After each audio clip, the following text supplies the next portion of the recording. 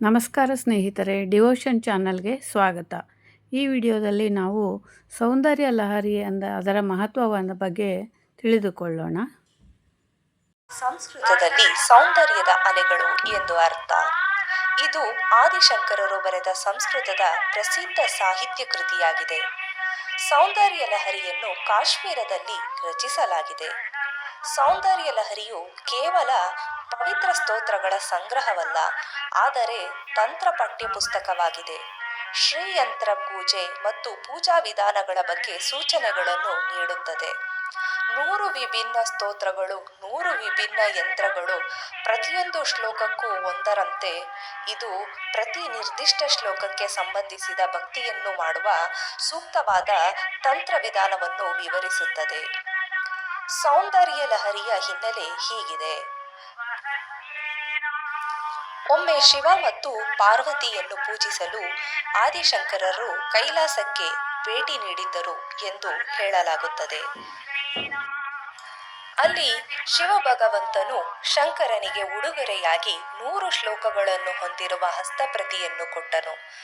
ಅದು ದೇವಿಯ ಅನೇಕ ಮುಖಗಳನ್ನು ವಿವರಿಸುತ್ತದೆ.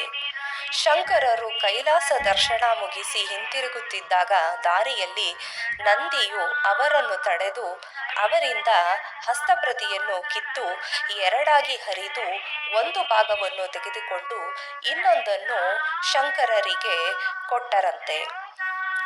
ನಿರ್ಜನನಾದ ಶಂಕರರು ಶಿವನ ಬಳಿಗೆ ಓಡಿ ನಡೆದ ಘಟನೆಯನ್ನು ಹೇಳಿದರಂತೆ. ಅದಕ್ಕೆ ಶಿವನು ಮುಗುಳ್ನಗುತ್ತಾ 100 ಶ್ಲೋಕಗಳ ಆರಂಭಿಕ ಭಾಗವಾಗಿ 41 ಶ್ಲೋಕಗಳನ್ನು ತನ್ನೊಂದಿಗೆ ಉಳಿಸಿಕೊಳ್ಳಲು ಆಜ್ಞಾಪಿಸಿದನು ಮತ್ತು ನಂತರ ದೇವಿಯ ಸ್ತುತಿಗಾಗಿ ಹೆಚ್ಚುವರಿ 59 ಪದ್ಯಗಳನ್ನು ಬರೆಯಲು ಹೇಳಿದನು. ಹೀಗಾಗಿ ಪದ್ಯಗಳು 1 ರಿಂದ 41 ಭಗವಾನ್ ಶಿವನ ಮೂಲ ಕೃತಿಯಾಗಿದ್ದು, ತಂತ್ರ, ಯಂತ್ರ ಮತ್ತು ವಿವಿಧ ಶಕ್ತಿಯುತ ಮಂತ್ರಗಳ ಪ್ರಾಚೀನ ಆಚರಣೆಗಳ ಮೇಲೆ ಹೆಚ್ಚಿನ ಬೆಳಕನ್ನು ಚೆಲ್ಲುತ್ತದೆ. 1 ರಿಂದ 41 ಶ್ಲೋಕಗಳು ಶಿವ ಮತ್ತು ಶಕ್ತಿಯ ಮಿಲನದ ಅತೀಂದ್ರಿಯ ಅನುಭವ ಮತ್ತು ಸಂಬಂಧಿತ ವಿದ್ಯಮಾನಗಳನ್ನು ವಿವರಿಸುತ್ತದೆ. ಶಿವನು ಶಕ್ತಿಯೊಂದಿಗೆ ಐಕ್ಯವಾದಾಗ ಮಾತ್ರ ಅವರಿಗೆ ಸೃಷ್ಟಿಸುವ ಶಕ್ತಿ ಇರುತ್ತದೆ ಎಂದು ಪ್ರತಿಪಾದಿಸುತ್ತದೆ. ಉಳಿದ ಪದ್ಯಗಳು ಅಂದರೆ 42 ರಿಂದ 100 ಶ್ಲೋಕಗಳನ್ನು ಆದಿಶಂಕರರೇ ರಚಿಸಿದ್ದಾರೆ. ಇದು ಮುಖ್ಯವಾಗಿ ದೇವಿಯ ನೋಟವನ್ನು ಕೇಂದ್ರೀಕರಿಸುತ್ತದೆ. ಎಲ್ಲ 100 ಶ್ಲೋಕಗಳನ್ನು ಒಟ್ಟಾರೆಯಾಗಿ ಸೌಂದರ್ಯ ಲಹರಿ ಎಂದು ಕರೆಯಲಾಗುತ್ತದೆ.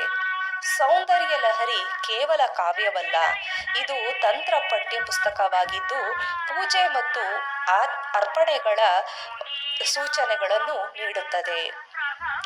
ಅನೇಕ ಯಂತ್ರಗಳು ಪ್ರತಿಯೊಂದು ಶ್ಲೋಕಕ್ಕೂ ಒಂದರಂತೆ ಪ್ರತಿ ನಿರ್ದಿಷ್ಟ ಶ್ಲೋಕಕ್ಕೆ ಸಂಬಂಧಿಸಿದ ಭಕ್ತಿಯನ್ನು ಪ್ರದರ್ಶಿಸುವ ತಂತ್ರವನ್ನು ವಿವರಿಸುತ್ತದೆ ಮತ್ತು ಅದರಿಂದ ಬರುವ ಫಲಿತಾಂಶಗಳನ್ನು ವಿವರಿಸುತ್ತದೆ. 42 ರಿಂದ 100 ಶ್ಲೋಕಗಳು ಹೆಚ್ಚು ಸರಳವಾಗಿದೆ. ಶಂಕರರು ದೇವಿಯ ಭೌತಿಕ ಸೌಂದರ್ಯವನ್ನು ವಿವರಿಸುತ್ತಾರೆ.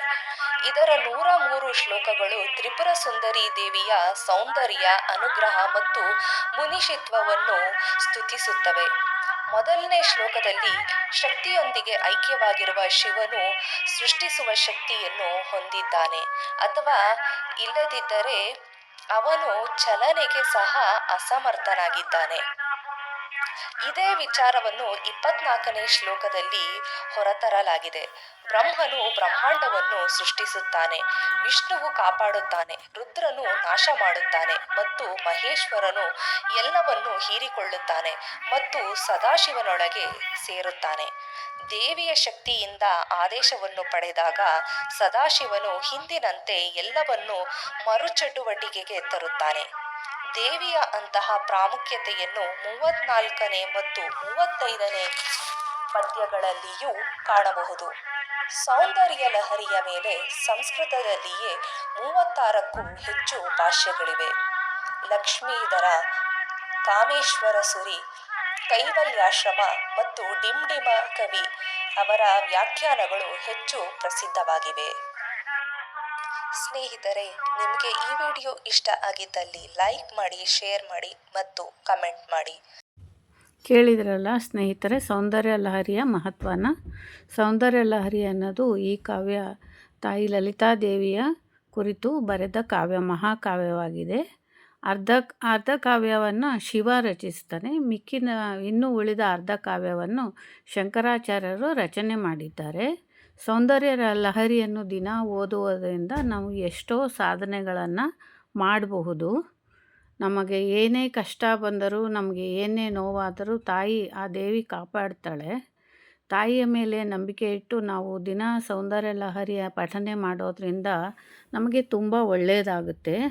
ನಾವು ಅಂದುಕೊಂಡಿದ್ದೆಲ್ಲ ಆಗುತ್ತೆ. ಜೀವನದಲ್ಲಿ ಧೈರ್ಯ, ಸಾಹಸ ಎಲ್ಲ ನಮಗೆ ಬರುತ್ತೆ. ತಾಯಿ ನಮಗೆ ಶಕ್ತಿ ಕೊಡುತ್ತಾಳೆ, ಆಶೀರ್ವಾದ ಮಾಡ್ತಾಳೆ, ನಮ್ಮನ್ನು ಹರಿಸಿ ಮಕ್ಕಳು ಅಂತ ಕಾಪಾಡ್ತಾಳೆ. ದಿನ ಸೌಂದರ್ಯ ಲಹರಿಯನ್ನು ಪಠಿಸೋದು ನಮ್ಮ ತಾಯಿಯ ಪ್ರಾರ್ಥನೆ ಮಾಡಿದಂತೆ. ಸೌಂದರ್ಯ ಲಹರಿ ಪಾರ್ವತೀ ದೇವಿಯ ಕುರಿತ ಒಂದು ಸುಶ್ರಾವ್ಯ ಕಾವ್ಯವಾಗಿದೆ. ಶಿವನು ತಾಯಿಯ ಸೌಂದರ್ಯದ ಬಗ್ಗೆ ವರ್ಣಿಸುತ್ತಾ ತಾಯಿಯ ಮಹತ್ವವನ್ನು ನಮಗೆಲ್ಲ ಬರೆದು ತಿಳಿಸಿರುತ್ತಾನೆ. ಆದ್ದರಿಂದ ಸೌಂದರ್ಯ ಲಹರಿನ ದಿನ ಓದೋದು ತುಂಬ ಒಳ್ಳೆಯದು. ತಾಯಿಯ ಕೃಪಾ ಕಟಾಕ್ಷ ಎಲ್ಲರ ಮೇಲೆ ಇರಲಿ ಅಂತ ದೇವರಲ್ಲಿ ಪ್ರಾರ್ಥನೆ ಮಾಡ್ತೇನೆ. Thank you friends. Thank you for watching.